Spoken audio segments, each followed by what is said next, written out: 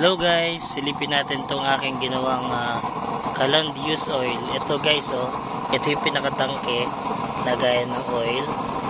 Tapos ito yung kanyang labasan papunta doon. So guys, ayun blue flame yan. Walang uling, literal na walang uling. Ang lakas. Ayan. Ang kagandahan yan guys, kahit mahangin dahil madikit siya konti dun sa sa kaldero, mabilis siyang magluto, tapos solid yung kanyang init sa ilalim. So kahit na may bagyo, pwede siyang gamitin, unlike sa mga nakababa ng konti yung kanyang burner. Ito guys, sulit na sulit, walang hangin. Ayan ang kanyang operation guys. Ito yan, inverter. Tapos ito yung kanyang blower, nakapasok lang sa 220 sa 12 volts na baterya. So yan, papunta ron. Ang kagandahan nito guys, na-adjust.